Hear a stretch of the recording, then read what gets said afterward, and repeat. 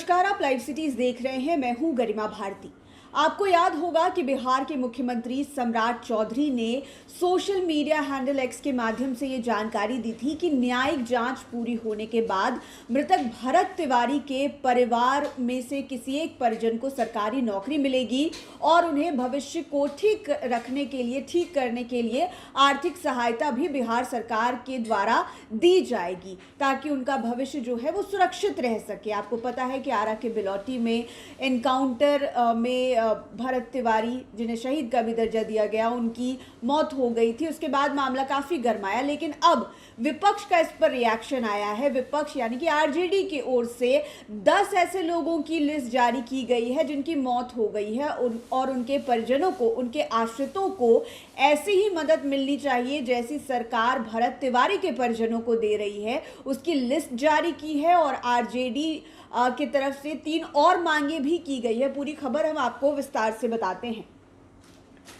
RJD ने भोजपुर के बिलौटी निवासी भरत भूषण तिवारी के कथित पुलिस एनकाउंटर मामले में मुआवजे और सरकारी नौकरी के फैसले का स्वागत किया है। राजद ने कहा है कि राज्य सरकार द्वारा भरत तिवारी के परिजनों को आर्थिक सहायता एवं परिवार के एक सदस्य को सरकारी नौकरी देने की घोषणा स्वागत योग्य है। साथ ही साथ राजद ने अपनी मांग भी सामने रख दी है। राजद ने कहा है कि इसी तर्ज पर इन सभी मृतकों के परिजनों को भी समान सहायता प्रदान की जानी चाहिए। 10 लोगों के नाम की ये पूरी लिस्ट जो है वो साझा की गई है।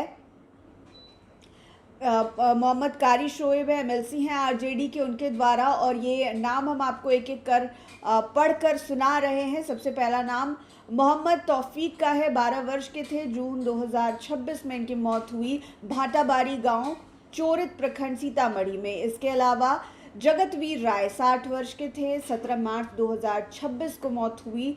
चोरनिया गांव, गायघाट, मुजफ्फरपुर, कथित पुलिस गोलीबारी में मृत्यु, इसका भी जिक्र है।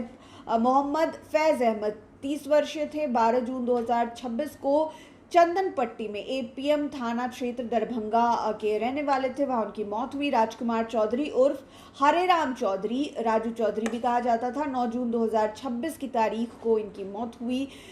चखेलाल गांव, शरफुद्दीन नगर पंचायत, बोघा, मुजफ्फरपुर। इसके अलावा दीपक कुमार शाह 50 वर्ष इनकी आयु थी। 15 जून 2026 को माधोपुर, सुस्ता, कच्ची पक्की, ओपी क्षेत्र, मुजफ्फरपुर के रहने वाले थे। 15 जून को इनकी मौत हुई। बंटी यादव, जुलाई 2026, चर्चित अपहरण एवं हत्याकांड, पटना, करबिगैया वाले बंटी यादव का भी जिक्र है। इसके अलावा शहजाद अली 25 वर्षीय थे। 30 मई 2026 को इनकी मृत्यु हुई। कथित भीड़ हिंसा में मौत की बात कही जा रही है।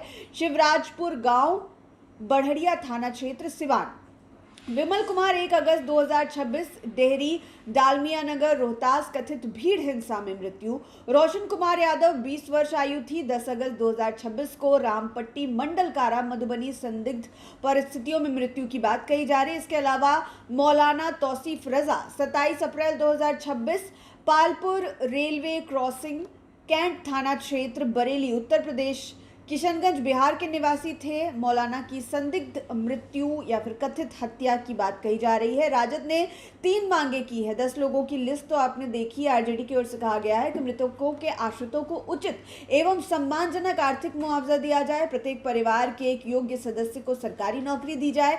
सभी मामलों की निष्पक्ष एवं समयबद्ध जांच कराई जाए तथा दोषियों पर कठोर कार्रवाई भी की जाए। तो ये 10 नाम जो हैं वो आरजेडी के एमएलसी कारी शोएब के द्वारा साझा किए गए हैं कि जिस प्रकार, जिस तर्ज पर भरत तिवारी के परिवार वालों को मदद मिल रही है, नौकरी मिल रही है, आर्थिक सहायता की जा रही है, उसी प्रकार इन 10 लोगों के नाम, इसमें हिंदू मुसलमान सभी नाम हैं। एक नाम तो बिहार से बाहर उत्तर प्रदेश में मौत होने की बात कही जा रही थी, उनका भी नाम है, किशनगंज के रहने वाले थे। इन सभी की संदिग्ध परिस्थितियों में मौत हुई, कहीं पुलिस के साथ मुठभेड़ में और कहीं पर भीड़ हिंसा में मौत होने की बात कही जा रही है। इन सभी को मुआवजा देने की मांग की जा रही है, आर्थिक सहायता देने की मांग की जा रही है और सरकार से अपील की जा रही है कि इनको भी उसी प्रकार मदद कीजिए जिस तरह से आपने भरत भूषण तिवारी के परिवार को मदद की उम्मीद दी है। इसमें बंटी यादव का भी नाम है, करबिगहिया वाले बंटी यादव, जिनको लेकर अभी तक मामला जो है वो गरमाया हुआ है। पुलिस की कार्यशैली पर सवाल उठ रहा है कि उनके परिवार वालों ने ही सारे सबूत और गवाह पुलिस को ढूंढ कर दिए। पुलिस बहुत पीछे रह गई थी इन तमाम मामलों में जांच करने में। तो देखना होगा कि राजद की ओर से जो ये मांग उठाई जा रही है कि इन तमाम लोगों के परिवारों को भी सहायता मिलनी चाहिए जिन्होंने किसी न किसी प्रकार से अपनी जान गंवाई है, अननेचुरल डेथ रही है इनकी, और शिकार हुए हैं किसी ना किसी कमी, सरकार की कमी का या फिर किसी न किसी दुर्घटना का। तो देखना होगा कि सरकार इन बातों को तवज्जो कितना देती है, इन बातों को मानती कितना है, या फिर बस ये कागज़ तक ही, एक चिट्ठी तक ही सिमट कर रह जाता है। आप लाइव सिटीज़ के साथ बने रहें। इस वीडियो को यूट्यूब पर देख रहे हैं तो चैनल को सब्सक्राइब करें, फेसबुक पेज लाइक करें। आप हमें हमारे सोशल मीडिया हैंडल्स पर भी फॉलो कर सकते हैं। धन्यवाद।